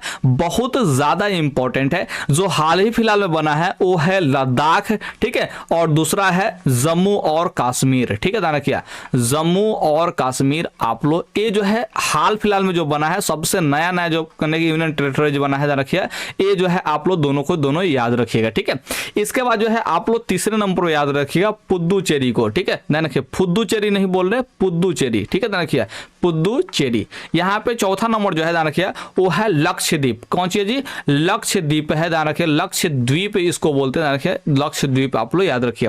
पांचवा नंबर में है अंडमान और निकोबार द्वीप समूह, ध्यान रखिए, कौन सी है जी? अंडमान और निकोबार, ठीक है, ध्यान रखिए, निकोबार द्वीप समूह, कौन सी है जी? द्वीप समूह, ठीक है, तो आप लोग इसको याद रखिएगा।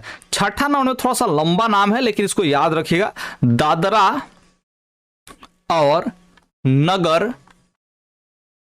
नगर हवेली और दादरा और नगर हवेली और, ठीक है, क्या याद रखना जी? दमन और दीव, ठीक है, दमन और दीव, ठीक है, तो इतने यहाँ पे जो है जगह उपस्थित है, ये छठे नंबर पे, ठीक है।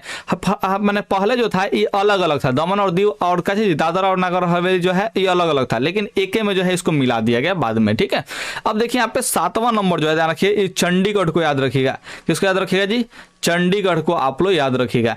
इसमें 8वां नंबर जो है वो दिल्ली है, ध्यान रखिए, कचिए जी, दिल्ली है, तो ये आप लोग 8वां नंबर को भी याद रखिएगा। उम्मीद करते हैं कि आप लोग ये 8 यूनियन टेरिटरीज यानी कि यूटी को, यानी कि केंद्र शासित प्रदेश या फिर संघ शासित प्रदेश, इसको देखिए 3-4 गो नाम हमें यहाँ पे बता दिए, सभी नाम को आप लोग याद रखिएगा, ये सब जो है उपस्थित है। तो इन 8 का जो है आप लोग नाम जरूर याद रखिएगा, बहुत ज्यादा जरूरी है।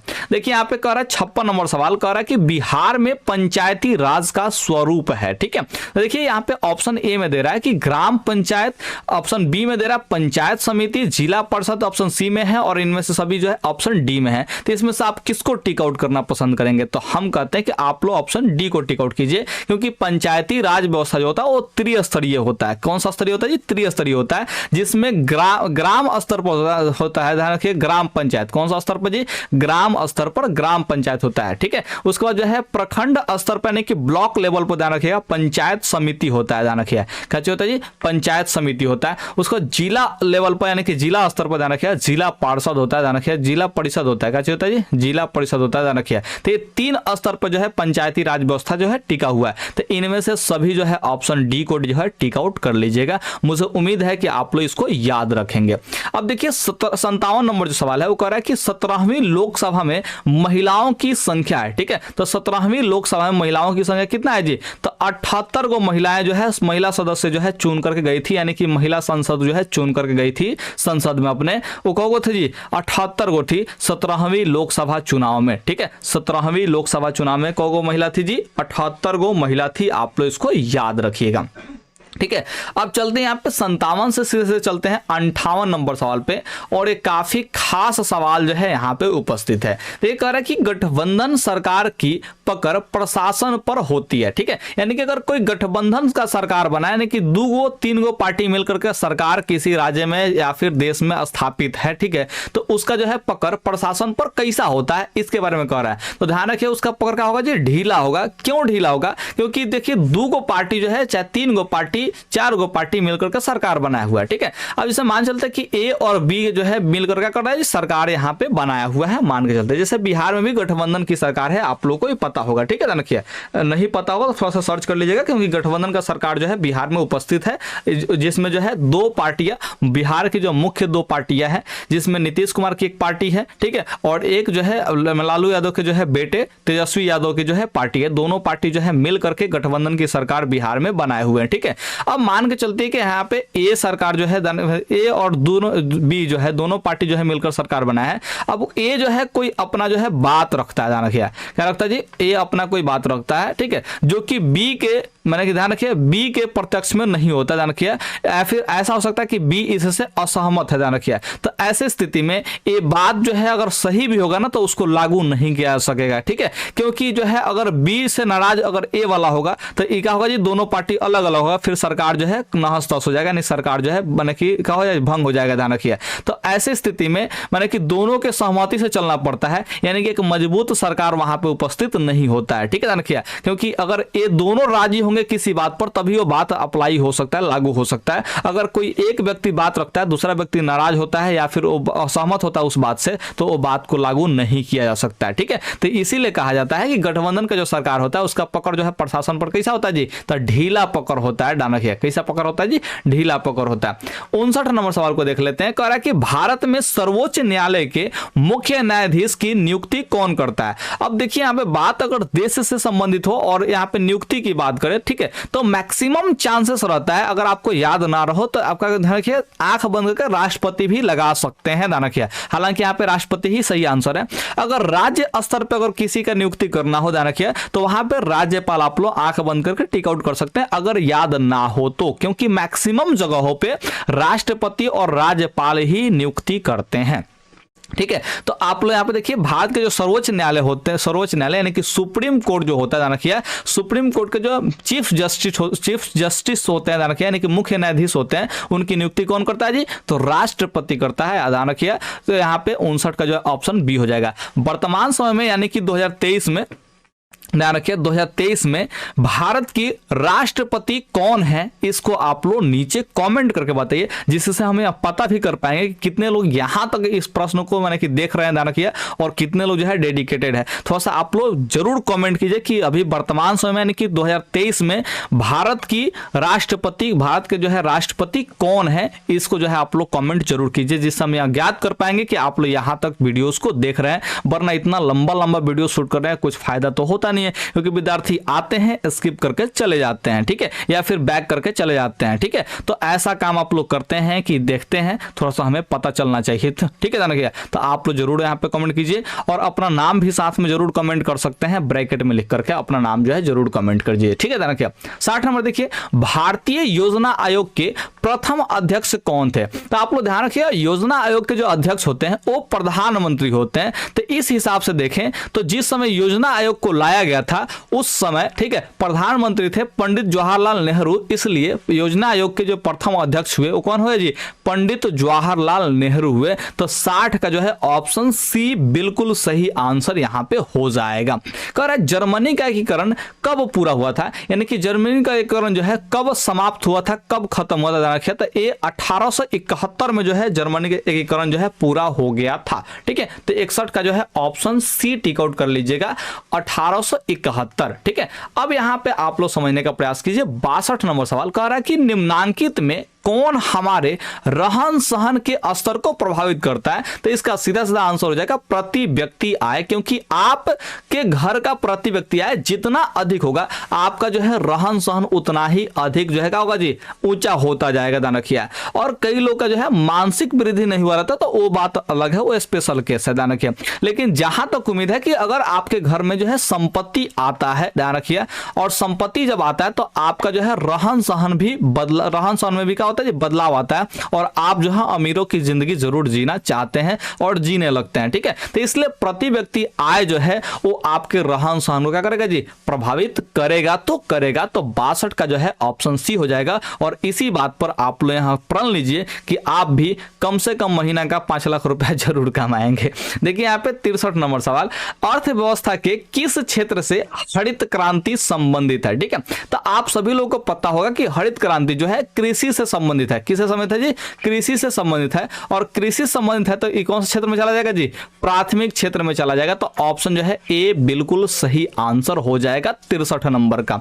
यहां पे देख लीजिए 64 नंबर जो सवाल है वो क्या कर रहा है जी, गांधी जी ने सत्याग्रह का पहला प्रयोग कहां किया था। तो आप सभी लोग को पता होगा कि गांधी जी ने सत्याग्रह का जो पहला प्रयोग वो चंपारण में किया था। कब, कहां किया था जी, चंपारण में पहला प्रयोग किया था, ध्यान रखिए। और यहीं पे नील की खेती जो है, ध्यान रखिए, अंग्रेज जो 3 कठिया प्रणाली लगाया था ना जी, उसी के विरोध में जो है ये सत्याग्रह यहाँ पे स्थापित हुआ था। चंपारण जो है बिहार का एक अभिन्न हिस्सा, ध्यान रखिए। तो यहाँ पे ऑप्शन जो है सी टिक आउट कर लीजिएगा, 64 का जो है ऑप्शन सी हो जाएगा। यहाँ पे देखिए 65 number, all India trade union Congress भी कभी कभी लिखता था, रखिए, इसका स्थापना किस वर्ष होता है। तो आप लोग याद रखिए 1920 में स्थापना होता है। कब होता है जी, 1920 में स्थापना होता है। ये को खास तौर पे एक पार्टी, ध्यान रखिए, जिसका फाउंडेशन कब होता है जी, 1920 में हुआ था, आप लोग याद रखिएगा। 66 नंबर सवाल देख लीजिए, बिहार की किस नदी की उत्पत्ति अमरकंटक से हुई है। तो अमरकंटक से जो नदी का उत्पत्ति हुआ है वो बिहार की सोन नदी है। कौन सा नदी है जी, सोन नदी। तो आप लोग 66 का जो है ऑप्शन सी याद रखिएगा, सोन नदी। ठीक है, अब यहां पे देखिए 67 नंबर जो सवाल है वो क्या कह रहा है, तो कह रहा है कि भारत का सबसे बड़ा रेलवे क्षेत्र कौन है। ठीक है, तो भारत का जो सबसे बड़ा रेलवे क्षेत्र है वो है उत्तर रेलवे क्षेत्र, ध्यान रखिए। और उत्तर रेलवे क्षेत्र में जो है कुल 6807 किलोमीटर लगभग जो है एक अच्छी जी रेलवे क्षेत्र को जो है कवर किया गया, ध्यान रखिए। जिसका मुख्यालय, उत्तर रेलवे क्षेत्र का जो है मुख्यालय है, ध्यान रखिए, मुख्यालय, ठीक है, वो दिल्ली में आता है। कहाँ है जी, उत्तर रेलवे का जो मुख्यालय है वो दिल्ली में है। तो आप लोग इसको ध्यान रखिए, उत्तर रेलवे का जो मुख्यालय है वो दिल्ली में है। ठीक है, 68 नंबर सवाल देखिए, सिंहली किस देश की राजभाषा घोषित किया गया है। तो सिंहली जो है श्रीलंका में सर्वाधिक बोला जाता है। और सिंहली के बाद जो है दूसरा जो सबसे ज्यादा भाषा बोला जाना है, ध्यान रखिए, वो तमिल भाषा है। कौन सा भाषा है जी, तमिल भाषा है, जो कि श्रीलंका में बोली जाती है, ध्यान रखिए। भारत में भी तमिल भाषा बोली जाती है, लेकिन सिंहली के बाद जो है दूसरा जो सबसे बड़ा भाषा है वो तमिल भाषा है। ठीक है, लेकिन श्रीलंका की राजभाषा जो घोषित किया गया वो सिंहली भाषा को जो है घोषित किया गया। तो 68 का जो है ऑप्शन आप लोग बी टिक आउट कर लीजिएगा, बिल्कुल सही आंसर हो जाएगा। कह रहा है कि 69 नंबर में बिहार को पृथक राज्य का दर्जा कब दिया गया था, यानी कि बिहार को एक राज्य घोषित कब कर दिया गया था, जाना क्या, तो वो है वर्ष 1912 में जो है घोषित किया गया था। और डेट था 22 मार्च, ध्यान रखिए। इसीलिए आप लोग देखते हो कि 22 मार्च को हर एक वर्ष बिहार दिवस मनाया जाता है। बिहार में 22 मार्च को बिहार दिवस के रूप में मनाया जाता है, ध्यान रखिए, जो कि 22 मार्च 1912 में जो है बिहार को एक पृथक राज्य का जो है घोषणा किया गया था, चाहे दर्जा उसको प्राप्त हुआ था। ठीक है, और इसके बाद आप लोग ध्यान रखिएगा वर्ष 1936 में जो है बिहार से उड़ीसा अलग हो गया था। कौन अलग हो गया था जी, उड़ीसा अलग हुआ था, जिसको आज के डेट में ओडिशा भी बोलते हैं, ध्यान रखिए। तो ये उड़ीसा जो है अलग होता है। और 2000 वर्ष में, ध्यान रखिए, वर्ष 2000 में, यानी कि मेरे जन्म वाले साल में, ध्यान रखिए, उस समय ये जो है झारखंड झारखंड जो है अलग हो गया था। कौन अलग हो गया था जी? झारखंड अलग हो गया था। अब इसमें आप लोग मेरे को पनौती मत बोलने लगिएगा, ठीक है, ध्यान रखिए। ये मेरे जन्म का ही साल है 2000, इसलिए हमको ये ज्यादा याद रहता है कि झारखंड जो है, ध्यान रखिए, ये 2000 माने कि 2000 वर्ष में जो है अलग हुआ था, ठीक है। अब यहाँ पे देखते हैं 70 नंबर सवाल को। कह रहा है कि आधुनिक शहर सबसे पहले कहां बसने शुरू हुए थे, ठीक है। तो आधुनिक शहर जो है सबसे पहले कहां बसना शुरू हुआ था, तो वो था इंग्लैंड में। ध्यान रखिए कहां शुरू हुआ था जी? इंग्लैंड में देखने को मिला था। ध्यान रखिए इंग्लैंड में देखने को मिला था, इंग्लैंड में जो है बसना शुरू हुआ था। ध्यान रखिए। तो 70 का जो है ऑप्शन सी बिल्कुल सही आंसर हो जाएगा। 71 नंबर देखिए, किस राज्य में खनिज तेल का विशाल भंडार है? तो आप सभी लोगों को पता है कि असम में जो है खनिज तेल यानी कि पेट्रोलियम का जो है विशाल भंडार देखने को मिलता है भारत भर में। ध्यान रखिए कैसे में जी? भारत भर का बात करता है। अगर विश्व भर का बात करता है, विश्व भर में जो है भारत कहीं गिनती में भी नहीं है, ठीक है। ध्यान रखिए गिनती में है थोड़ा मोरा, ठीक है। अब देखते हैं 72 नंबर, रेशम उद्योग का प्रसिद्ध केंद्र कौन है? ठीक है, तो रेशम उद्योग का जो है प्रसिद्ध केंद्र भागलपुर है। कौन सा है जी? भागलपुर है। ध्यान रखिए। तो 72 का जो है ऑप्शन आप लोग बी याद रखिएगा, भागलपुर, ठीक है। हम जो है सिवान जिले से हैं, तो सिवान जिला में तो मैंने कि रेशम उद्योग जो है प्रसिद्ध है ही नहीं, इवन रेशम उद्योग है ही नहीं सिवान जिला में, ठीक है। देखिए 73 नंबर सवाल, बिहार में सबसे कम वर्षा किस जिला में होती है? तो ऐसे तो इसमें ऑप्शन जो है कोई दिया नहीं है, लेकिन 4 को जो ऑप्शन दिया है इसमें से बक्सर में जो है सबसे कम वर्षा होता है। तो ऑप्शन जो है डी टिक आउट कर लीजिएगा, ठीक है, जो कि सबसे कम वर्षा वाला जिला में आता है बक्सर, ठीक है। यहां पे देखिए 74 नंबर सवाल कह रहा है कि निम्नलिखित में कौन दलित पैंथर्स के कार्यक्रम से संबंधित नहीं है? यानी कि दलित पैंथर्स के कार्यक्रम से संबंधित यानी कि उसके शेड्यूल में ही नहीं आता है, कौन है? ठीक है, तो आप लोग याद रखिए दलित सेना का गठन जो है करना है, कि दलित पैंथर्स के कार्यक्रम में नहीं था। ध्यान रखिए। तो ऑप्शन जो है ए बिल्कुल सही आंसर हो जाएगा। आप लोग ऑप्शन जो है ए टिक आउट कर लीजिएगा, ए उसके कार्यक्रम में नहीं था, दलित पैंथर्स के कार्यक्रम में दलित सेना का गठन नहीं था। तो 74 का जो है ऑप्शन आप लोग ए याद रख लीजिएगा, बिल्कुल सही आंसर हो जाएगा। तो अब और सवाल जो बचता है 6 गो, तो अब क्यों भागना, ठीक है। ये 6 सवाल भी आप लोग देख करके जाइए ताकि परीक्षा में मौज हो जाए, ठीक है। तो देखिए हमें 75 नंबर सी और डी जो है अभी जो 74 नंबर सवाल बताया था जी, उसमें का जो है 2 गो ऑप्शन ध्यान रखिए। तो इसको आप लोगों को ध्यान रखना है, ठीक है, क्योंकि ये है वाला में है और उस सवाल में पूछा था नहीं, तो नहीं वाला में ऑप्शन ए था, ठीक है। अब देखिए 75 नंबर, भारत में पहली बार केंद्र में गैर कांग्रेसी सरकार जो है कब बनी थी? तो ये आप लोग ध्यान रखिए वर्ष 1977 में बना था गैर कांग्रेसी सरकार, यानी कि 1977 से पहले खाली कांग्रेस पार्टी की सरकार जो है भारत में बन रही थी, केवल और केवल कांग्रेस पार्टी की सरकार बन रही थी 1977 तक, ठीक है। और पहली बार 1977 में ध्यान रखिए वो कांग्रेस माने की पार्टी जो है हारी थी, माने कि केंद्र सरकार में जो है ध्यान रखिए केंद्र सरकार ग्रुप में कांग्रेस पार्टी जो है स्थापना माने कि अस्तित्व में नहीं आया था पहली बार, ठीक है। 1977 में उस समय आया था जनता पार्टी, ठीक है, और उस समय मोरारजी देसाई द्वारा जो है इवन का सरकार का गठन किया गया था, ठीक है। तो 76 नंबर का यहाँ पे कौन सा ऑप्शन हो जाएगा जी? ऑप्शन जो है सी हो जाएगा, मोरारजी देसाई, क्योंकि यहाँ पे सवाल देखिए कर रहा है किनके नेतृत्व में 1977 में जनता पार्टी की सरकार का गठन हुआ था। तो जनता पार्टी का सरकार का जो गठन हुआ था यानी कि सरकार जो बना था भारत में, ध्यान रखिए भारत में केंद्र सरकार के रूप में अस्तित्व में आया था जनता पार्टी, ठीक है, ध्यान रखिए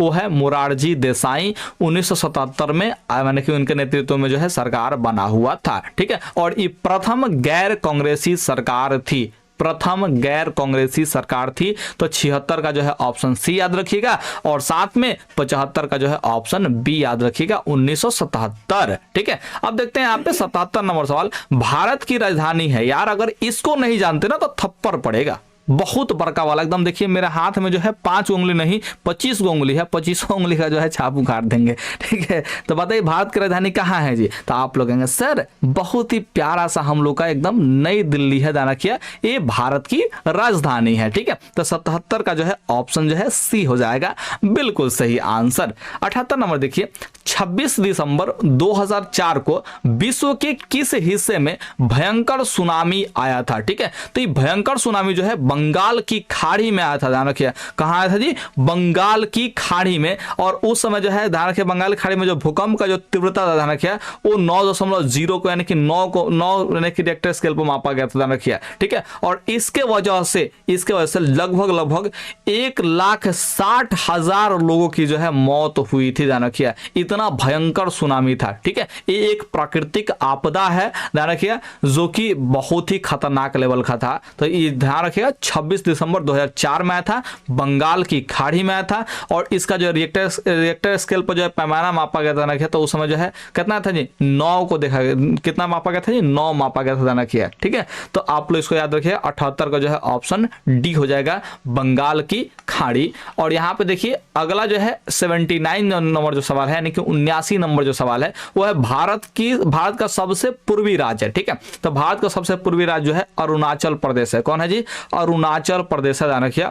ये भारत का सबसे पूरब में है, ध्यान रखिए, यानी कि सबसे पूरब में जो है ये राज्य उपस्थित है, ठीक है। अब देखते हैं 80 नंबर सवाल, कह रहा है कि निम्न में से कौन आर्थिक आधारभूत संरचना का घटक है। यहाँ पे आर्थिक शब्द लग गया तो बीत यहाँ पे ऑप्शन जो है टिक आउट कीजिए, बीत जो है आर्थिक आधारभूत संरचना का यहाँ पे घटक हो जाएगा। तो 80 का जो है ऑप्शन ए बिल्कुल सही आंसर हो जाएगा। मुझे उम्मीद है कि आप लोग ये 80 के 80 ऑब्जेक्टिव क्वेश्चन बड़े ही प्यार से, एकदम दुलार से आप लोग देखे होंगे और इस वीडियो को आप लोग पसंद भी किए होंगे। और मुझे पता है कि आप लोग परीक्षा में इसके सब्जेक्टिव क्वेश्चन को भी जरूर देख करके जाएंगे। तो इसलिए यहाँ पे देखिए, यहाँ पे गैर वस्तुनिष्ठ प्रश्न ये स्टार्ट हो रहा है, यानी कि इतिहास पहले होगा, उसके बाद जो है भूगोल वगैरह होगा, ध्यान रखिए। उसके बाद जो है मैंने कहा चाहिए इतिहास, राजनीतिक शास्त्र और शास्त्र, भूगोल, आपदा प्रबंधन, ये सब क्वेश्चन जो है आपसे यहाँ पे सब्जेक्टिव में भी बताया जाएगा। यानी कि 2 मार्क्स वाले क्वेश्चन और 5 मार्क्स वाले जो है क्वेश्चन आप लोग जरूर देखना चाहेंगे कि आखिर जो है इंपॉर्टेंट जो है क्वेश्चन क्या है, ध्यान रखिए।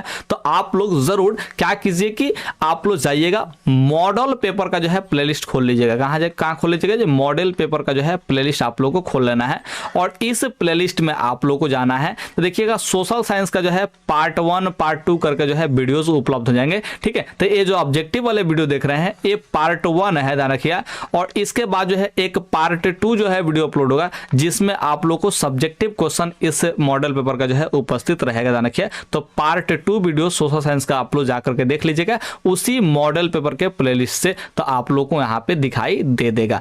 ओके, मिलते हैं आपसे मॉडल पेपर वाले प्लेलिस्ट में। जल्दी से आइए, देख करके परीक्षा में जाइए ताकि एकदम बवाल मचा दिया जाए, ठीक है। ओके बाय, जल्दी आइए।